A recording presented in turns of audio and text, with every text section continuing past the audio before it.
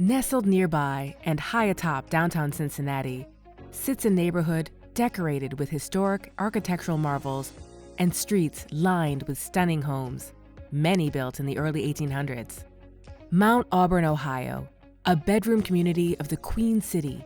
It's the boyhood home of former U.S. President William Howard Taft. The famed novelist Charles Dickens once wrote about its spectacular panoramic views, which still reflect the heritage of this neighborhood of just under 5,000 residents. After years of neglect and disinvestment, however, Mount Auburn soon became one of the city's most blighted neighborhoods. Properties became hosts for recurring crime and illegal dumping. Community leaders knew that in order to rekindle Mount Auburn's charm, something had to be done. That's when Carol Gibbs, the longtime leader of the Neighborhoods Development Corporation, stepped in with a novel approach. There wasn't really anything going on. There was no investment. Really, the first investment made was back in 2016, Wellington Place. That was a huge investment. But since then, we've had some interest. And because of the relationship with the port, we've done some great things. Interest that in recent years has sparked a number of transformative developments that have breathed new life and renewed vibrancy into Mount Auburn. New housing developments on Wellington and Bigelow add increased density. A new hotel brings needed capacity to Uptown, and improvements to Inwood Park add an accessible playground to the historic green space.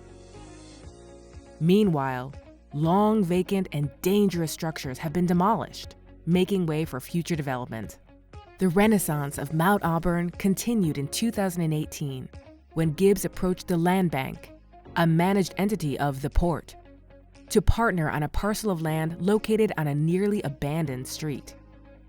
Plans were drawn up to transform this empty plot of grass into 6 new townhomes at the bottom of Loth Street. The project is a result of the port's holistic housing strategy. The intent is to transform vacant, blighted residential properties into safe, high-quality, single-family homes to increase homeownership, protect surrounding property values, and provide housing options across a range of price points.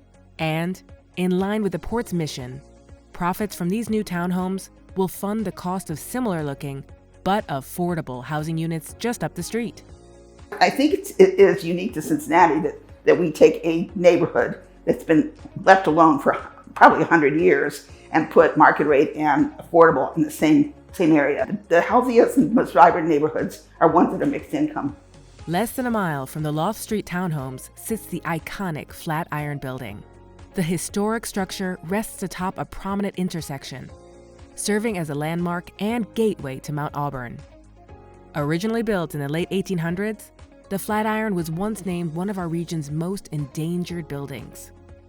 In 2016, the city of Cincinnati filed a chronic nuisance complaint on the Flatiron. Then, in 2018, the Land Bank, in partnership with the city of Cincinnati and many others, stabilized the building after the property sat empty for 12 years. About 4 years and 1 pandemic later, Nair Holdings, which purchased the Flatiron from the Land Bank, co-hosted an open house to showcase its shiny new jewel as part of its larger plans for the neighborhood.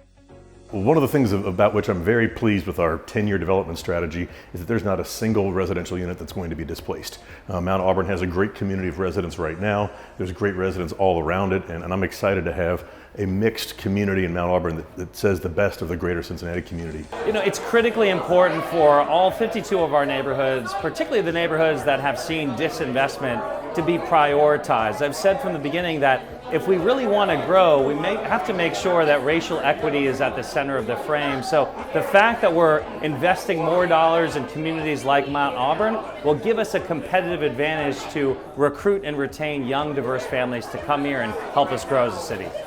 Development of the Loth Street townhomes and redevelopment of the Flatiron both speak to the port's commitment to revitalize blighted, vacant, and underperforming real estate, to improve quality of life in Cincinnati's communities, one neighborhood at a time.